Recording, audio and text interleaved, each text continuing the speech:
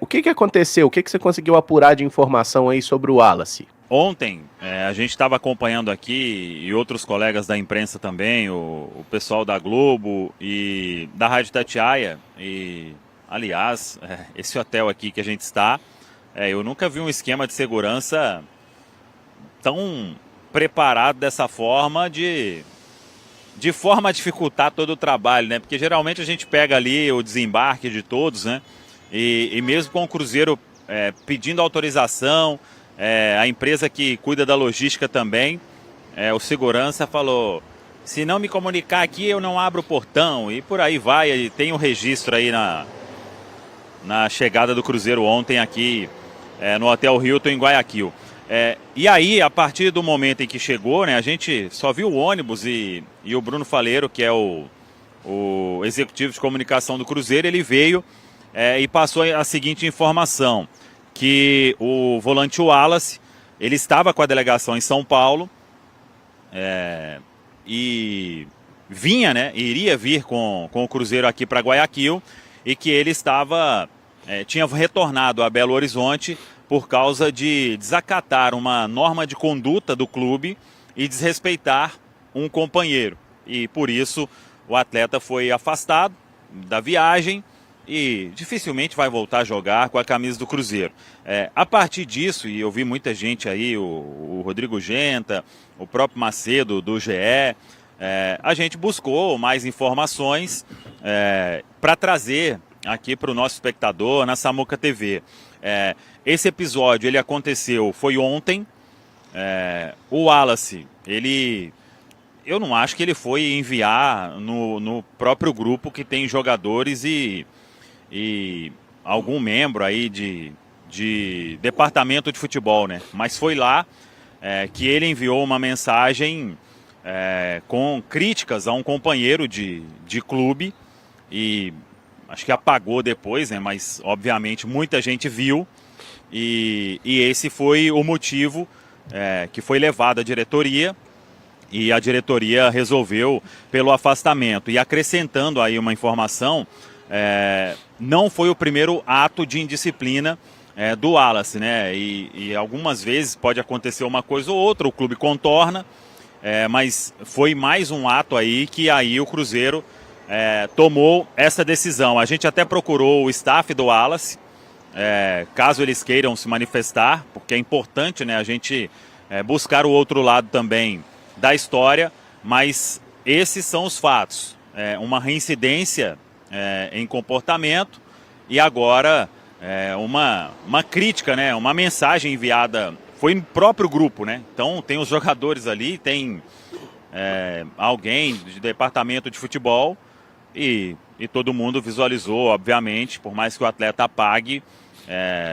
Eu não falo nem a questão da reincidência, aí já é dando opinião. Num grupo, com os companheiros, você desrespeitar um colega de time, eu acho que isso aí assim, é uma atitude, e até dependendo, né, do tom que foi a mensagem, acho que não cabe aqui também o que foi falado. Eu não sei o que foi falado, né, mas foi um desrespeito a um colega de time. Quem seria esse colega também? Não tenho, mas o fato é que isso é uma postura que não se pode, né? Você quebra uma confiança absurda num colega de profissão que está ali no seu dia a dia. Para ser criticado, obviamente, é um atleta que não está bem, né? Mas se você faz isso com um colega de time quando todo mundo está tentando sair dali, isso aí é uma atitude deplorável, né? Ô Samuca, a gente tá falando muito de Wallace aqui, né, um volante hipotético. O nosso volante de verdade aí, que tá fazendo muita falta, é o Lucas Romero. Qual que é a situação do Romero? Ele fica fora dessa vez por um incômodo muscular, não é isso? Ele fez tratamento, fez exame, não teve nenhuma lesão constatada, apenas ali um edema, viajou e ficou fora do banco contra o São Paulo. A expectativa é de que ele pudesse atuar normalmente nesta terça-feira, mas no treinamento de ontem ele voltou a reclamar deste incômodo. E aí o que o Cruzeiro fez? Antevéspera do jogo, vai viajar e ainda ficar como dúvida. Então retorna para Belo Horizonte para fazer tratamento e aí tentar ficar à disposição para o final de semana diante do Red Bull Bragantino. Não tem presença garantida no final de semana, por causa desse edema muscular que ele tem agora e que ele relatou, repito, depois do jogo com o Vitória. O Romero, ele volta bem antes aí, recuperado da fratura na costela, e participa dos treinamentos com o grupo. A gente até falou, né, contra o Vitória que ele não entraria justamente por isso, pelo fato de ter treinado pouco com o grupo, mas eu acho que foi na atividade de sexta-feira que ele reclamou deste incômodo e acabou ficando fora de sábado e agora fica fora também terça. Vai tratar aí para ficar à disposição, quem sabe, para o domingo, diante do Red Bull Bragantino, uma ausência muito importante, né? Ainda mais neste período aí de escassez de primeiro volante no time do Cruzeiro. Consegue pensar, Rafa, em como montar essa dupla de volantes do Cruzeiro aí para o duelo contra o Barcelona? O ideal, na minha opinião, seria ter o Murilo Hickman ao lado do Gerson, mas o Murilo Hickman foi pouquíssimo utilizado no profissional do Cruzeiro e como primeiro volante, acho que em nenhuma oportunidade, nem em questão de circunstância, normalmente jogava como segundo. Então, pelas escolhas do Arthur Jorge, eu acredito que ele vai com o Lucas Silva ao lado do Gerson. Não achei que o Lucas Silva entrou bem no jogo, tá? Assim como o Cauã Moraes. A questão é que os que entraram de titulares estavam tão mal, mas tão mal que pareceu ali ter uma melhora e teve mesmo, né? Mas ainda insuficiente se a gente for pensar no nível que o meio-campo do Cruzeiro precisa ter. Então, torço para que Lucas Silva e Gerson façam uma partida melhor amanhã, porque acredito que serão eles a dupla de volantes. Me surpreenderia muito se o Matheus Henrique ganhasse uma nova oportunidade, tendo em vista as escolhas do treinador ali ao longo do jogo. Ele claramente ficou muito incomodado com as atuações, provavelmente não só com os erros individuais nos gols, né? Mas com as atuações dele e do William. Eu também acho que vai ser o Lucas Silva, até por esse pouco tempo, né? O Cruzeiro jogou sábado, aí terça, 2 dias só, um dia desses é de viagem, então não tem muito tempo de trabalhar uma coisa diferente. Então acho que vai ser o Lucas, mas espero, sim, gostaria de ver, talvez, se ele não for jogar, o Romero não for jogar contra o Bragantino, que o Arthur Jorge use esses dias que ele vai ter de preparação para poder pensar em algo diferente, dependendo do jogo, né, como tiver lá em Guayaquil, talvez colocar o Japa e aí para o Bragantino ver como é que o Murilo Hickman sai nos treinamentos, porque também a gente sempre está nesse ciclo eterno, né, o Cruzeiro vai mal, e aí os mesmos jogadores sempre vão mal, eles saem um pouquinho, aí quem entra no lugar dele sempre são os mesmos também, e aí quando esse mesmo vai mal, eles voltam, né? É meio que assim, você esquece que um tava jogando mal, porque ele sai do time, quando você esquece, aí ele volta. O cara bom é sempre o que tá no banco, né? Exato, isso. É igual na lateral direita. O Fagner entra, a gente, nossa senhora, qualquer um faria melhor. Aí o William joga, a gente, qualquer um não. Sim. Aí o Cauã Moraes, que era a nossa esperança no último jogo, entrou mal, por mais que eu acho que hoje merece ser titular. Ali dá pra... O contexto também foi um contexto ruim já, né? Ele entrou com o time tomando 2-0 já, todo mundo sem confiança. 45 minutos mal, o William já entregou muitos, né? Na temporada. Então, dá pra desculpá-lo e dar mais uma oportunidade. Exato. Talvez se fosse o Cauã do início, teria sido diferente, alguma coisa ou outra ali, não sei.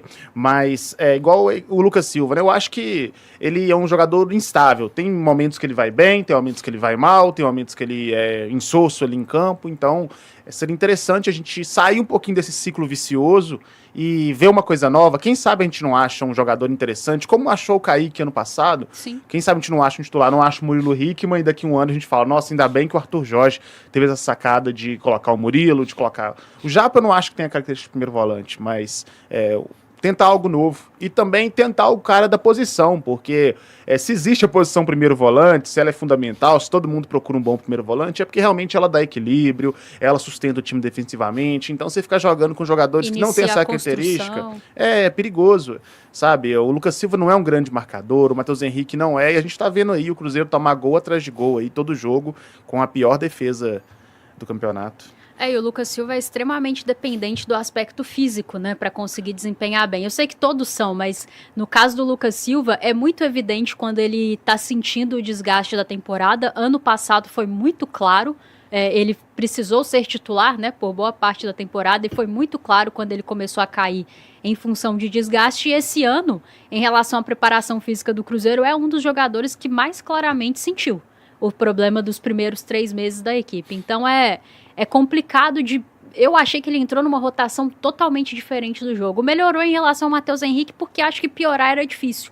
Mas acho que ainda é muito pouco dentro daquilo que a gente precisa. E vamos ver se o Arthur Jorge encontra outras soluções dentro desse elenco, porque vamos com esses, né, até a janela do meio do ano.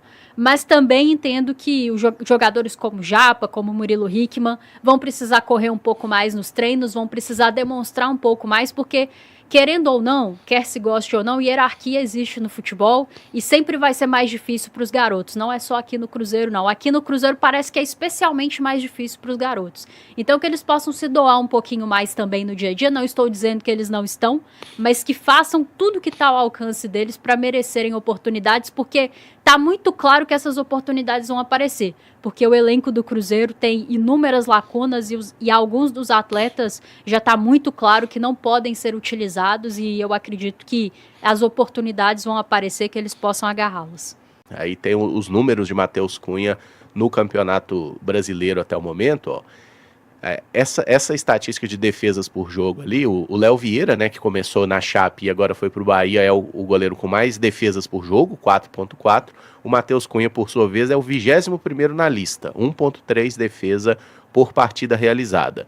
Os goleiros com mais gols sofridos, aí o Raul, do Botafogo, é o que tomou mais gols até o momento, em média 2.2 gols por partida. O Matheus Cunha está em terceiro na lista, com 1.7, e a gente vê que o Cássio tomou 2 gols por partida. Então, o problema da defesa do Cruzeiro já existia antes da entrada do Matheus Cunha. Sim. Mas o mais assustador é aquela estatística de gols evitados. Olha lá, o Cássio já tá mal na lista, né? Menos 1.52 gols evitados, que mede ali a qualidade das finalizações que foram disparadas. Mas o Matheus Cunha, ele é o segundo pior goleiro da Série A, com menos 3.35. Ou seja, das finalizações que ele tomou gol, era esperado, né, que pelo menos 3 delas, ou mais do que 3 delas, ele pudesse ter evitado o gol sofrido. Só o Léo Jardim, que muita gente gosta, inclusive, né, no Vasco, está sendo pior que ele. Para vocês, como que fica a situação do gol do Cruzeiro? Matheus Cunha merece um pouco mais de sequência? É hora pro Otávio? Segura na mão de Deus e vamos? Ô Caramujo, é só interessante apontar umas coisas nesses números, porque ele tá a menos 3,35 gols evitados. Só que isso não quer dizer que foram 3 lances só. Sim. Porque normalmente essa conta é 0 ponto alguma coisa. Isso, é a soma das finalizações, né? Em resumo, que foram recebidas. Exato. Em resumo, esse 3,35 aí é gol pra caramba. Ele tomou gol pra caramba que não devia ter tomado. Muito mais de 3. Só ver que o goleiro que mais evitou gols, olha lá, que é o Léo Vieira, tá com 3,87. Ou seja, lances que a finalização deveria ter resultado em gol e que ele conseguiu defender. Exato. Então, por exemplo, o pênalti, salvo engano, o pênalti, a chance de ser gol é 0,75, é algo próximo disso. Então, se o goleiro defende um pênalti, ele ganha 0,75 positivo. Isso, tá? Mas se ele toma o gol de pênalti, ele não perde 0,75. É uma questão da qualidade da finalização e assim, tem lá muitas métricas, né? Para eles chegarem nesse número aí, isso são dados do SofaScore. E para chegar no 3,35 é muito lance, é muito abaixo, assim, é muito abaixo mesmo. E aí, outra coisa interessante que a gente pode reparar é que o Cássio, ele tem mais gols sofridos que o Matheus Cunha. Beleza, ok, né, um pouquinho ali acima. Só que, mesmo ele tendo mais gols sofridos, ele evitou muito, assim, na verdade, sim, né? Sim. Ele evitou mais gols que o... É o contrário, né? Ele deixou de... Isso, ele deixou de tomar mais gols. Ele conseguiu evitar mais gols. Isso, porque o dele já é ruim, né? Ele já tomou mais gols do que deveria. Ruim. Só que é muito melhor do que o Matheus Cunha. E no ritmo de defesa por jogo também. O Cássio tomou mais gols que o Matheus Cunha, mas ele faz mais que o dobro de defesas que o Matheus Cunha por jogo. Então... E é só um exercício, né? Vocês lembram de Mirassol e Cruzeiro, gente? O Cássio fez acho que 9 defesas naquele jogo. Isso. Se você observar, né, aquele jogo ali foi o que salvou a média do Cássio, porque ele também estava mal, tá? Sim. O time do Cruzeiro, inclusive o Arthur Jorge fala sobre isso, né? O adversário precisa fazer muito pouco para fazer gol na gente, né? Sim. E é um problema que o Cruzeiro tem há muito tempo, não começou agora com ele. Mas é isso, o Cruzeiro oferece... era um gol a cada 5 finalizações, que é um negócio ridículo, sabe? Ano passado o Cruzeiro tomava um gol a cada 15. Exatamente. Então, assim, pode falar. Não, porque tem outro número interessante, completando o que você fala, que lá naquela primeira arte, a gente colocou, não precisa colocar ela não, mas tava lá, finalizações do São Paulo, 11. Finalizações do São Paulo de dentro da área, 10. Isso, em todos os jogos do Cruzeiro acontece isso. O Cruzeiro ele cede muitas finalizações dentro da área, ou seja, é muito fácil chegar perto do gol do Cruzeiro e finalizar. E aí é um problema do sistema defensivo, dos volantes, dos laterais e dos zagueiros especialmente. Claro, de todo mundo, mas especialmente desses. Então, realmente o Cruzeiro é uma peneirona mesmo, que é fácil finalizar. Só que aí a gente voltando para esses números que estão na tela, quando essas finalizações chegam ao Cássio, ele já estava indo mal. Mas aí quando chega no Matheus Cunha, ele basicamente toma todas. Ele só não toma as que são impossíveis de tomar. Como no jogo contra o São Paulo, foram 5 finalizações no gol, ele tomou 4 e uma ele não tomou porque, assim, é praticamente impossível ele tomar um gol daquele, porque foi muito fraquinho, a bola quica, amortece, ele até encaixa e tudo mais. Se ele tomar um gol daquele ali, a Rafa até brincou mais cedo que podia desistir da profissão, porque não tem jeito. Então, isso que mudou no Cruzeiro com a saída do Cássio. O Cruzeiro já tomava gol, o Cássio já estava mal e já estava vacilando em algumas oportunidades. Mas o Matheus Cunha vacila em todas. E aí, para responder a pergunta do Caramujo, eu acho, Caramujo, que assim, se for pra gente passar raiva com o goleiro sem condições, assim, eu prefiro dar oportunidade pro Otávio, porque é um cara criado aqui, é um cara promissor, se dá uma rodagem para ele. A gente sabe, teoricamente, a ideia seria, é mais jovem, é da base, é promissor, a gente vai ter mais paciência. Não vai ser assim se ele entrar e entregar um desempenho igual ao do Matheus Cunha, ele vai ser cobrado também e vão pedir o Matheus Cunha de volta, mas para mim, né, como eu enxergo o futebol, se for para ficar dando oportunidade pro cara que não tem condições nenhumas, que veio de fora e que tá fazendo isso aí todo jogo, eu prefiro colocar o nosso mesmo e seja o que Deus quiser, no meio do ano busca outro, e como eu falei semana passada, busca um outro muito bom, busca um outro de alto nível para poder já ficar no gol do Cruzeiro, porque o contrato do Cássio acaba em maio do ano que vem, ele vai ter pouco tempo para jogar depois de voltar de lesão. Eu acho que o Cruzeiro tinha que procurar mais, porque ele já vinha mal, mesmo que bem melhor que o Matheus Cunha. A situação do Matheus Cunha me remete muito à situação do goleiro Anderson em 2024. Vocês vão se lembrar, o Rafael Cabral assim, a torcida do Cruzeiro já estava em litígio com o Rafael Cabral, tinha seus motivos para isso. A diretoria do Cruzeiro junto da comissão técnica não foram capazes de lidar com a situação internamente, então o Cabral ele era um titular absoluto do Cruzeiro, sendo que o campo não mostrava isso. Aí tem aquele fatídico jogo que fica empatado em 3-3, né, da Sul-Americana, o Cruzeiro abre 3-0, toma 3 gols, o Rafael tem uma falha absurda ali, até o momento que tem a troca de gestão, né, que o Ronaldo vende a SAF para o Pedro Lourenço, e o Rafael Cabral decide, é uma decisão do Rafael Cabral sair do Cruzeiro, né, não é uma decisão do Pedro Martins. Nossa, é verdade, o Cruzeiro queria manter ele. Se dependesse do Pedro Martins, do Ronaldo, o Rafael Cabral seguiria aí como titular do Cruzeiro, né, é bom, a gente esquece as coisas, Caramujo, tem que voltar, é importante. E aí, naquele momento, estava muito claro, né, tem uma troca de gestão e tudo mais, e o Anderson, ele tem que ser o goleiro do Cruzeiro, e o Cruzeiro numa situação difícil, né, vem o Seabra, né, porque era antes o treinador lá, esqueci o nome do rapaz, Larcamon, né? Isso. Então Nico. Esse jogo, inclusive, é a estreia, se eu não estiver enganada, do Seabra, esse 3-3, então era um momento de muita instabilidade, embora depois da troca de gestão havia ali uma aura de que as coisas poderiam dar certo, poderiam ficar melhores, porque o Pedro Lourenço injetaria dinheiro e faria uma janela forte no meio do ano. Só que o Anderson teve que ir até o meio do ano. E ele teve os seus problemas, ele teve as suas falhas. O Anderson, ele toma um gol do Guilherme Arana na arena ali do bairro Califórnia, um dos pouquíssimos jogos que o Cruzeiro perdeu lá, inclusive, acho que perdeu só 2, e um deles é esse. Ele tem uma falha ali que não pode acontecer, um goleiro de Série A... Ele pulou sem usar as mãos. Os goleiros têm esse problema, né, Caramujo? Mas depois disso ele vai bem, né? É aí que eu quero chegar. Ele vai evoluindo dentro do que a posição pedia, e o Cruzeiro faz uma campanha muito boa pro elenco que tinha e pro treinador que tinha, o contexto que tinha, até a janela do meio do ano, e é aí que vem o Cássio. Inclusive ele chega antes, mas ele não pode jogar, aquela coisa toda. Então, assim, você enxergava uma evolução jogo após jogo, e é importante dizer que, como qualquer goleiro reserva, ele estava sem ritmo de jogo quando ele assume. O titular era o Rafael Cabral. Então, assim, o que me espanta é que o Matheus Cunha ele já tem 5 jogos completos com a camisa do Cruzeiro em sequência, e ele entra mais ou menos aos 15 do segundo tempo contra o Flamengo. Então, a gente está falando de 5 jogos completos mais 30 minutos contra o Flamengo. E a gente não consegue enxergar essa evolução que vem com o ritmo de jogo e com a sequência. Eu sei que 5 jogos mais 30 minutos é pouco, eu entendo. Mas com o Anderson, com 5 jogos mais 30 minutos, a gente já... Eu não tô dizendo que ele era o Buffon, tá, gente, no auge.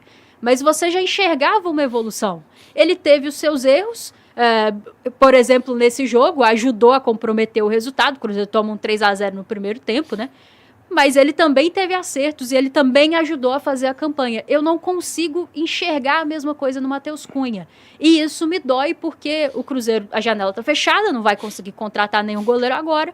E eu acho que a situação, se seguir assim, ela vai ficar insustentável a ponto, sim, do Arthur Jorge e da sua comissão trocarem o goleiro. E aí o Otávio vai pegar uma bucha absurda e vai ter que dar conta, porque assim, a situação do Cruzeiro não é uma situação que nós estamos em 10º lugar no Campeonato Brasileiro, fazendo uma temporada abaixo da expectativa. Se fosse isso aí, gente, estava ótimo, nós somos o 19º. O Cruzeiro corre risco real de ser rebaixado. Então o Cruzeiro precisa pontuar. E um time que tudo que vai no gol entra... E que não é que ele tem falhas absurdas, sabe, Caramujo? Mas é que você olha posicionamentos equivocados, gestos técnicos equivocados. O gol do escanteio, gente, tem uma hora que ele tá dentro do gol. Então, assim, ele não é o único culpado, tá? Assim como o William não é o único culpado, o Matheus Henrique não é o único culpado, mas são atletas que não estão entregando o que precisam entregar. E é óbvio que isso tem um impacto no coletivo. Então, eu realmente estou bastante preocupada. Eu acho que ele vai pro jogo, até porque ele não teve nenhuma falha, assim, absurda nesse jogo que chancele, né? Olha, o campo tá mostrando que você não pode jogar. Mas se ele não passar, se ele não virar essa chave, né, e passar a mostrar mais confiança para o torcedor e passar a adquirir gestos técnicos, posicionamentos mais coerentes com o goleiro de Série A de Campeonato Brasileiro, é inevitável essa mudança. E para mim, em algum momento eu ponderei muito sobre isso, porque ele tinha pouquíssimos jogos, mas se não tiver uma mudança de chave muito grande, assim, ele basicamente virar outro goleiro daqui para frente, tá claro que a janela do meio do ano vai ter que fazer o que fez com o Cássio. É que o Cássio veio sem custos de transferências porque ele encerrou a sua passagem lá no Corinthians, né? Rescindiu lá. Mas o Cruzeiro vai precisar contratar um grande goleiro para chegar, vestir a camisa número 1 e ser o titular, porque o Cássio já tem uma idade avançada, está com seu contrato encerrando, até acho que depois isso pode ser visto, uma questão de renovação de contrato, mas o Cruzeiro precisa olhar para frente, precisa de um goleiro preferencialmente com uma idade aí que vai entregar anos de bom futebol, mas que esteja pronto. O Matheus Cunha não está pronto, e ele está deixando isso muito claro, infelizmente, e é um personagem, assim, muito firme de todos os gols que a gente levou até aqui, desde que ele... talvez contra o Flamengo, aquele gol lá, acho que não foi culpa dele, do Carrascal, não teve né? resposta nenhuma, não. Mas em linhas gerais, são muitos gols defensáveis, são muitos gestos técnicos equivocados, posicionamento equivocado, e não passa confiança. E nesse momento, a gente precisa que um goleiro seja capaz de fazer 2, 3 defesas no jogo, né? E para finalizar, o Rafael do São Paulo, ele fez lá as suas defesas, mas o Rafael teve momentos ruins também. Teve uma lá que ele sai catando borboleta, o Cruzeiro não consegue... Ele dá um gol pra gente e a gente não aproveita. Não consegue aproveitar. Então tem isso também. Todos os goleiros têm os seus momentos de falha pontuais, mas o Rafael foi muito impactante. Quem chutou aquela bola? Não foi o Christian e o Kaique, meio que os dois Juntos, chutaram ao né? mesmo tempo. E a bola ficou parada no mesmo lugar. Aquele desenho lá que vocês gostam. Dava pra fazer que os o dois gol, não chutam. dava? Dava. Ali, com um pouquinho de precisão dava, Samuca, mas se for ver até o nosso gol, o Christian parece que ele tentou errar, né? Tipo, ele finaliza, a bola pega na Quase trave que ali. Nossa, o Cruzeiro tá um pé torto, que meu Deus do céu. Pois viu? é. Nu!